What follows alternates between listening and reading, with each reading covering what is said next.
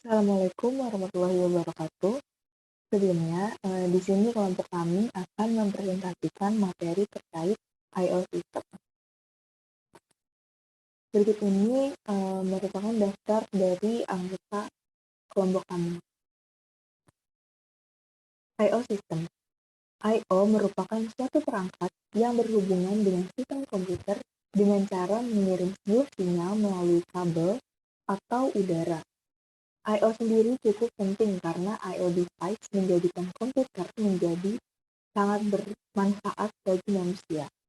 Perangkat I/O bisa dikategorikan sebagai penyimpanan, komunikasi antarmuka pengguna, dan lain sebagainya.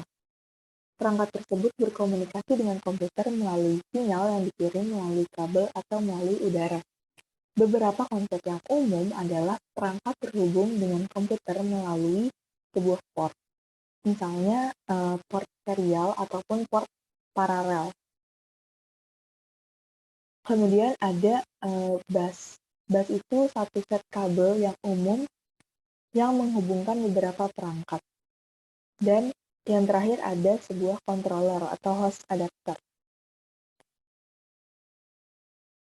Mekanisme dasar interrupt. Ketika CPU mendeteksi bahwa sebuah pengendali telah mengirimkan sebuah sinyal ke interrupt request line, CPU kemudian akan menjawab interrupt tersebut yang dalam proses ini disebut juga proses menangkap instruksi dengan menyimpan beberapa informasi mengenai keadaan terkini dari CPU. Contohnya nilai instruksi pointer dan memanggil interrupt handler agar handler tersebut dapat melayani pengendali atau alat yang mengirim instruksi tersebut. Interrupt request line. Pada perangkat keras CPU terdapat kabel yang disebut interrupt request line. Kebanyakan CPU memiliki dua buah macam interrupt request line. Yang pertama itu ada non-maskable interrupt dan maskable interrupt. Maskable interrupt ini dapat dimatikan atau dihentikan oleh CPU sebelum pengeksekusian deretan critical instruction yang tidak boleh diinterupsi. Biasanya interrupt jenis ini digunakan untuk pengendali perangkat untuk meminta pelayanan dari CPU.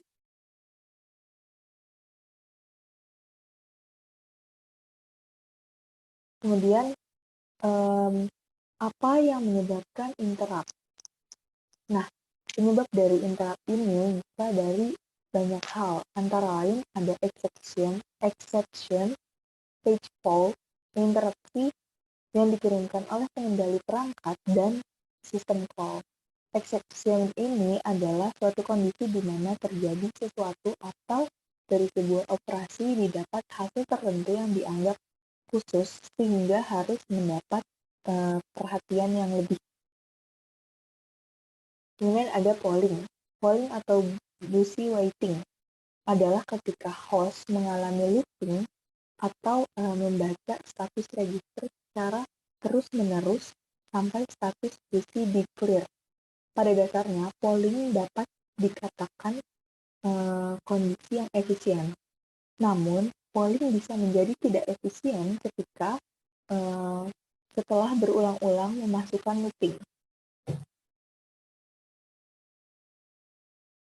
Kemudian ada direct memory access atau DMA. Nah, untuk DMA ini adalah sebuah prosesor khusus yang berguna untuk menghindari pembebanan CPU utama oleh program I/O. Pada dasarnya, DMA ini mempunyai dua metode yang berbeda dalam mentransfer sebuah data. Metode yang pertama adalah metode yang sangat baku dan simpel yang disebut dengan HALT atau burst mode DMA.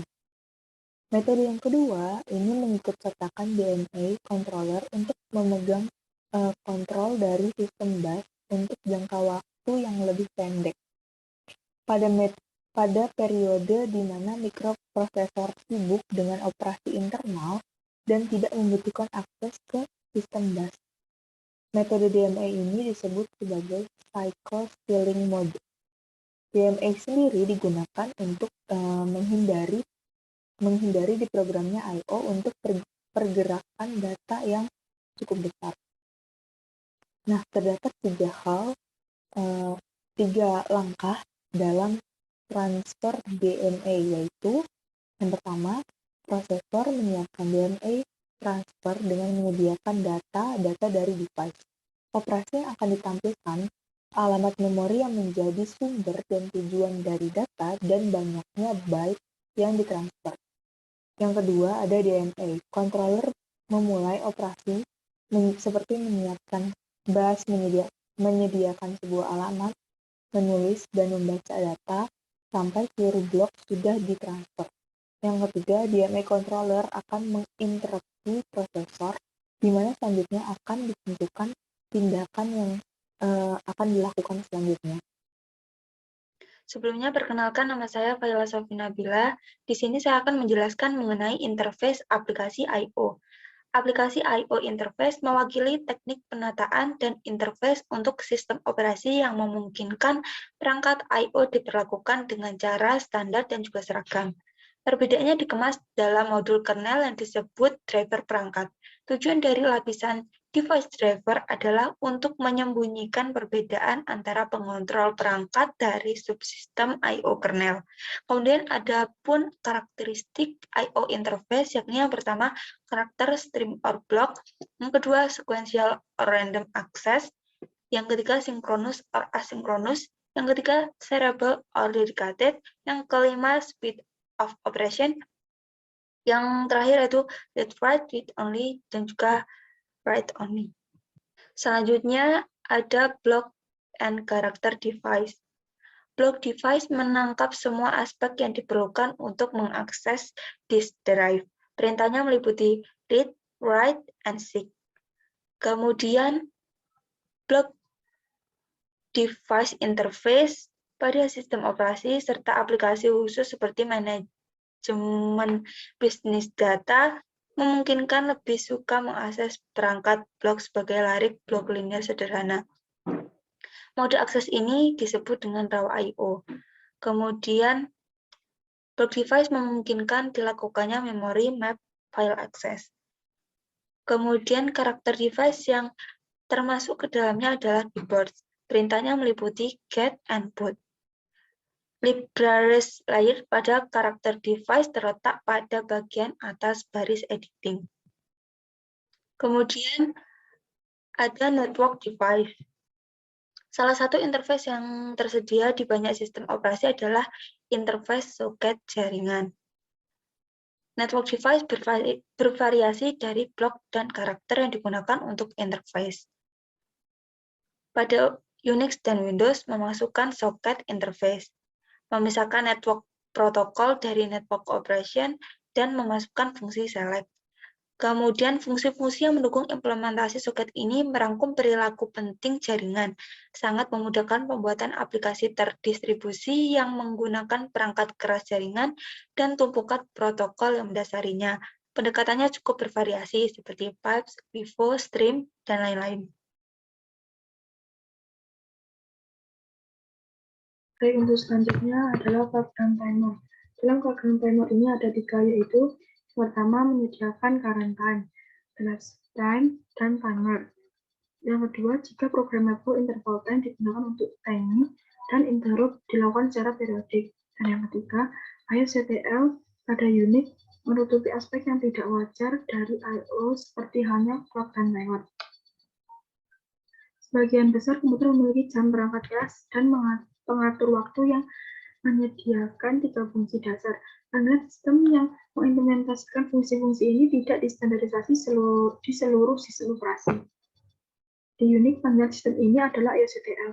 Panggilan sistem IOCTL memungkinkan aplikasi untuk mengakses fungsionalitas apapun yang dapat diimplementasikan oleh driver perangkat apapun, tanpa perlu membuat panggilan sistem baru. Dan yang selanjutnya, non-blocking dan asynchronous I/O. Terdapat 3 macam, yaitu pertama blocking yang merupakan proses akan tertahan hingga I/O selesai. Dan yang kedua, non-blocking yaitu I/O dikembalikan. Dan yang ketiga, asinkronis yaitu di mana proses dijalankan pada saat eksekusi I/O. Saat aplikasi mengeluarkan panggilan sistem pemblokiran, eksekusi aplikasi ditangguhkan. Panggilan non-blocking tidak menghentikan eksekusi dari aplikasi untuk waktu yang lama. Sebaliknya, ia kembali dengan cepat dengan pengembalian nilai yang menunjukkan beberapa banyak byte yang ditransfer. Beberapa proses dengan pengguna memerlukan I/O non-blocking. Alternatif untuk panggilan sistem yang tidak memblokir adalah panggilan sistem asinkron. Panggilan asinkron segera kembali tanpa menunggu I/O selesai. Aktivitas asinkron terjadi di seluruh sistem operasi modern. Kemudian vektor I/O, yang dimana pertama, vektor I/O memungkinkan satu panggilan sistem untuk melakukan beberapa operasi I/O yang melibatkan banyak lokasi. Dan yang kedua, transfer yang sama dapat disebabkan oleh beberapa pemanggilan individual dari panggilan sistem, tetapi metode scatter-gather ini berguna untuk berbagai alasan. Para programmer menggunakan metode scatter-gather yang berguna untuk meningkatkan throughput dan mengurangi overhead sistem. Perkenalkan, saya Indana Zulfa dengan NIM 215506011111013. Dan saya Lintang Eka Diastuti dengan NIM 2151506011111002.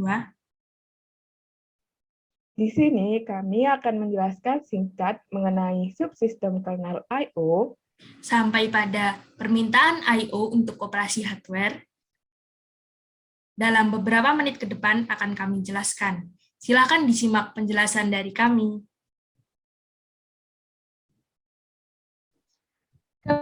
Kernel telah menyediakan beberapa service yang berhubungan dengan I/O. Nah, pada bagian subsistem I/O kernel ini, kita akan membahas lebih lanjut mengenai pembuatan infrastruktur hardware dan juga device driver pada service yang sudah disediakan. Untuk macam-macam service dari subsistem I/O kernel, yaitu diantaranya yang pertama ada scheduling, di mana dengan menerapkan scheduling pada input-output ataupun sistem I/O dapat meningkatkan kemampuan sistem secara keseluruhan, dapat membagi device secara rata di antara proses-proses, dan juga dapat mengurangi average waiting time untuk menyelesaikan I/O. Dalam penerapannya sendiri, scheduling akan mengerjakan request yang diberikan oleh I/O berdasarkan dengan urutan dari device. Dan untuk urutannya sendiri akan dimulai dengan melayani request dari aplikasi yang paling dekat dengan bagian awal dari disk out. Ketika menerapkan proses scheduling ini, dalam beberapa sistem operasi akan berlaku seadil mungkin. Kemudian yang kedua ada buffering. Buffer sendiri merupakan sebuah area memori yang digunakan untuk menyimpan semua data selama proses transfer antar perangkat berlangsung. Terdapat 3 alasan utama dalam menggunakan buffering. Alasan yang pertama, buffering digunakan dalam mengatasi ketidaksesuaian kecepatan antar device pada data stream. Kemudian, untuk alasan kedua, buffering digunakan untuk mengatasi perangkat yang memiliki perbedaan dalam ukuran transfer data. Dan alasan yang terakhir, buffering digunakan untuk mendukung aktivitas dari pengelolaan copy semantics pada aplikasi I/O. Kemudian yang ketiga ada caching. Cache sendiri merupakan sebuah tempat penyimpanan sementara pada sistem yang berisikan tentang salinan data. Salah satu fungsi dari caching yaitu untuk meningkatkan performa I/O. Adapun perbedaan antara cache dengan buffer, di mana buffer hanya bisa menyimpan salinan data yang berasal dari sebuah data yang sebelumnya sudah ada. Sedangkan untuk cache bisa menyimpan salinan data yang berasal dari tempat lain pada sebuah storage, sehingga proses akses dari data tersebut menjadi lebih cepat. Nah, dari penjelasan tersebut, maka dapat disimpulkan bahwasanya cache dapat meningkatkan performa I/O dengan mempercepat proses data di dalam sistem I/O tersebut. Yang keempat ada spooling. Spool sendiri merupakan sebuah buffer yang digunakan untuk menyimpan output dari device. Oleh karena itu, spool tidak bisa menerima interleave dari data stream. Kemudian, sistem spooling akan menyalinkan file spool yang ada di dalam antrian ke dalam device. Dan dalam prosesnya sendiri, setiap device hanya bisa melayani satu permintaan pada satu waktu. Tidak hanya itu, sistem operasi juga sudah menyediakan control interface dalam mengatasi permasalahan yang ada dalam sistem spooling. Dengan adanya control interface tersebut dapat memungkinkan pengguna dan juga sistem administrator dalam menampilkan antrian. Tidak hanya itu, sistem spooling juga bisa menghapuskan tugas yang tidak diinginkan sebelum tugas tersebut dicetak. Dan masing-masing dari fungsi lainnya dari disediakannya control interface. Dan masih banyak lagi fungsi lainnya dari disediakannya control interface tersebut. Yang kelima ada device reservation. Dalam device reservation tersebut akan menyediakan sebuah akses eksklusif bagi sebuah device. Kemudian, sebuah sistem call digunakan untuk alokasi dan juga delokasi. Selain itu, device reservation pada sebuah parameter yang bisa digunakan untuk membuka sistem call yang mendeklarasikan tipe akses yang akan diizinkan untuk beberapa threads konkuren lainnya. Dalam bagian device reservation, kita harus lebih berhati-hati karena bisa terjadi deadlock.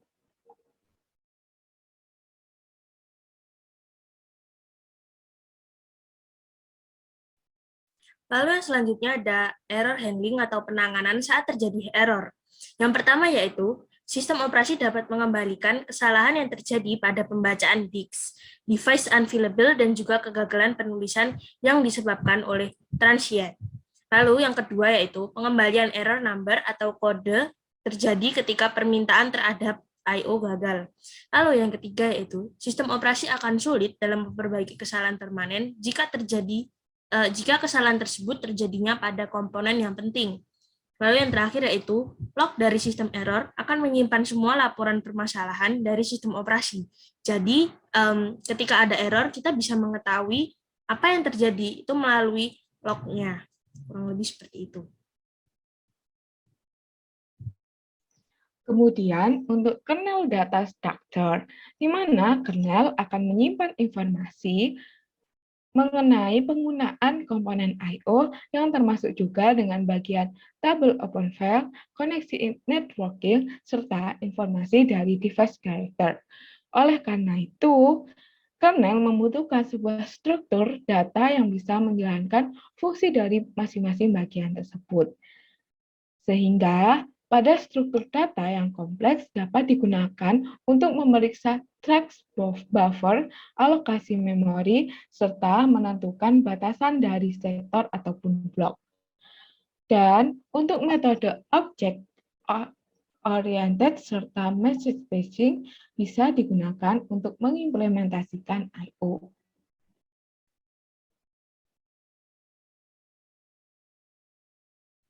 Di sini ada permintaan I/O untuk operasi hardware. Jadi, prosesnya yang pertama yaitu blocking read system call diberikan pada pendeskripsi data dari data yang sudah terbuka sebelumnya. Lalu selanjutnya, kode di kernel akan memeriksa parameter dalam proses input. Jika data sudah ada di buffer, maka data akan dikembalikan ke proses dan permintaan dari I/O selesai. Contohnya di sini adalah proses pembacaan file dari disk, di mana prosesnya itu yang pertama, menentukan device yang menangani file, setelah itu akan dilakukan translasi nama ke device yang representatif. Lalu yang ketiga yaitu pembacaan fisik dari data melalui buffer. Lalu yang keempat yaitu membuat data menjadi tersedia sehingga dapat diminta atau di-request untuk melakukan proses. Dan yang terakhir adalah pengembalian kontrol ke proses. Untuk lebih lengkapnya mengenai alur permintaan I/O untuk hardware seperti ini. Untuk bagan perjalanannya.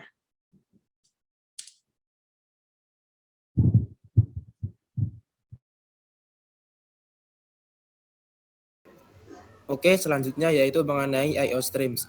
Namun sebelum itu, perkenalkan saya Muhammad Anil Hakim dari kelas PTIB dengan NIM 215150601111107. Nah, IO Stream dapat diartikan sebagai suatu saluran komunikasi full duplex antara proses dan device. Nah, IO Stream pada Unix dengan jenis sistem V memiliki mekanisme yang menarik karena memberikan sebuah assembly pipeline dari kode driver secara dinamis. Nah, pada I/O streams ini terdiri dari dua bagian yang merancang struktur dari I/O stream sendiri, yaitu stream head dan driver end. Nah, stream head sendiri memiliki fungsi untuk menyambungkan interface dengan user proses, sedangkan driver end menyambungkan interface dengan device perangkat user tersebut. Nah, dalam stream modules terdapat beberapa komponen yang berisi sepasang antrian yang disebut dengan ready queue dan wait queue. Selanjutnya, proses komunikasi antar antrian atau queue menggunakan message passing yang artinya bahwa setiap pesan akan masuk ke dalam antrian dan dari pesan tersebut akan dikirim sesuai dengan antrian yang berada. Nah, dalam IO stream terdapat flow control yang fungsinya adalah mencegah antrian yang bertabrakan sehingga pesan yang masuk akan dikirim ke dalam modul yang berdekatan tanpa buffering. Seperti itu. Lanjut.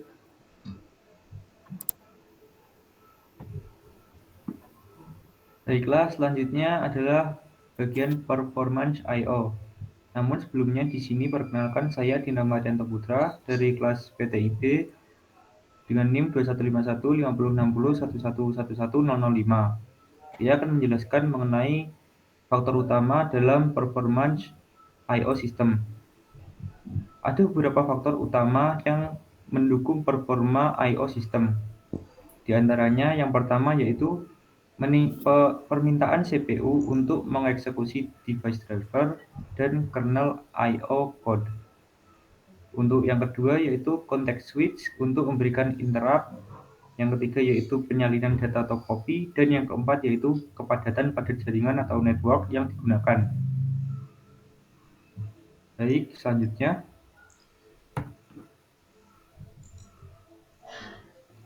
Baik, terima kasih. Perkenalkan, nama saya Dimas Ferry Kurniawan dari kelas PTIB Sistem Operasi dengan NIM 185050600111004, dan selanjutnya akan membacakan peningkatan performa I/O, di mana peningkatan ini terdapat 5 opsi. Yang pertama ada mengurangi jumlah context switch, yang kedua mengurangi pengkopian data, yang ketiga mengurangi interupsi pada transfer yang cukup besar, dan untuk pengendalian yang cerdas dan juga polling.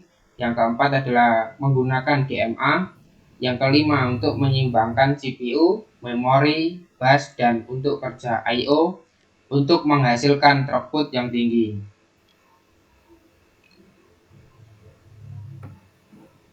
Nah, dari sekian presentasi dari kelompok, kurang lebihnya mohon maaf. Wassalamualaikum warahmatullahi wabarakatuh.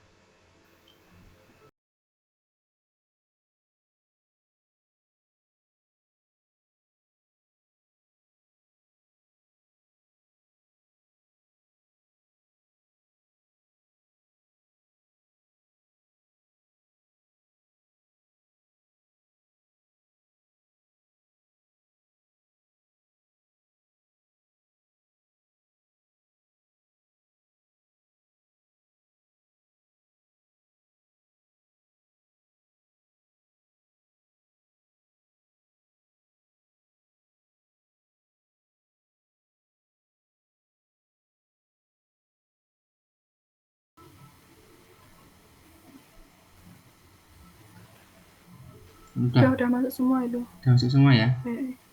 Mulai ya. Oke.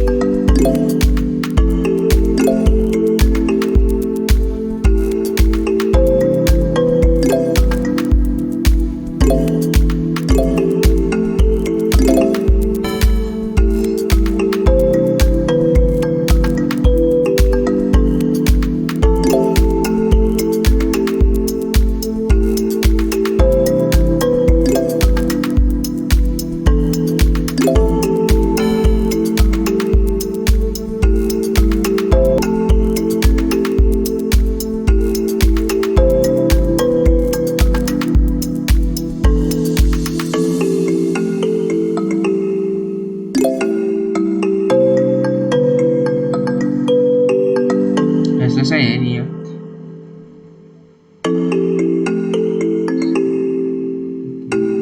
Udah, Mas.